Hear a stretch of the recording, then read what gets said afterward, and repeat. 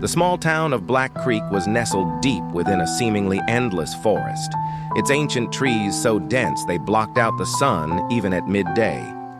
Locals whispered tales of the woods, not with fear, but with a strange, respectful dread.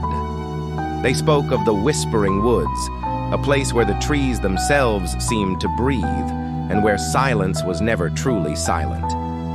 Our story begins with Liam, a young urban explorer drawn to Black Creek by these very whispers. He was an adrenaline junkie, always seeking the thrill of the unknown, and the legends of the Whispering Woods were a siren song he couldn't resist. Armed with his camera, a drone, and a backpack full of supplies, he set out to spend 3 days deep within the forest, documenting what he hoped would be an uneventful yet captivating journey. The first day was uneventful. Liam filmed the towering trees, the dappled sunlight, and the serene beauty of nature. He even found an abandoned logging trail, overgrown and barely visible, that led deeper than any path he'd seen on his maps. Curiosity piqued, he followed it. As dusk approached, he set up his tent in a small clearing, the sounds of the forest lulling him into a false sense of security. But as night fell, the whispers began. Soft at first, like the rustling of leaves, then growing, distinct and unsettling, like distorted voices carried on the wind. He dismissed it as the wind playing tricks, or perhaps his own imagination, fueled by the local legends. The second day, Liam continued along the forgotten trail. The air grew colder, even though the sun was high. The trees seemed to press in, their branches weaving a canopy so thick it felt like twilight.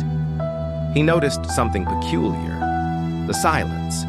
Not the serene silence of nature, but a heavy, suffocating silence, devoid of bird calls or rustling leaves. Even the insects were quiet. He found a decrepit, moss-covered cabin, its windows shattered like vacant eyes. It looked ancient, almost as if it had grown out of the earth itself. Inside, dust motes danced in the shafts of light, illuminating the remnants of a life long gone. A rusted cooking pot, a rickety chair, and on the hearth, a collection of crudely carved wooden figures. They looked like distorted, elongated humans, their faces twisted in silent screams. A shiver ran down Liam's spine. These weren't toys. He felt an inexplicable urge to leave, but the explorer in him pushed him to investigate further.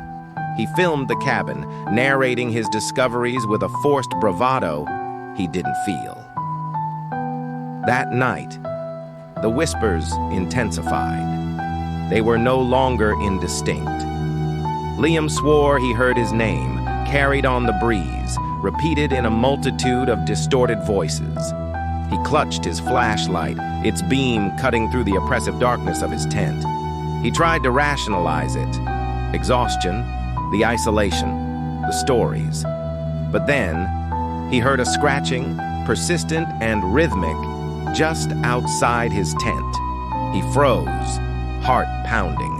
It sounded like fingernails dragging across rough bark. He held his breath, straining to hear over his own frantic heartbeat. The scratching stopped. He let out a shaky breath, only to hear a soft, wet thud against the side of his tent, followed by the faint sound of something dragging away through the undergrowth. He didn't dare look. Sleep was impossible. On the third morning, Liam woke up to a thin layer of mist clinging to the forest floor. He felt a profound sense of dread, an instinct screaming at him to leave. But as he packed his gear, he noticed his drone was missing. He searched frantically, his unease escalating into full-blown panic. He remembered leaving it on a small rock near his tent. It couldn't have just walked away. As he scanned the surrounding trees, his eyes landed on something that made his blood run cold. High up in a gnarled oak, tangled in its ancient branches, was his drone. And hanging from one of its rotors, swaying gently in the barely perceptible breeze, was one of the wooden figures from the cabin. The same twisted, screaming face staring down at him. He scrambled to retrieve it, his hands shaking. As he climbed down, he heard it again, the whispers. But this time they were clearer, closer.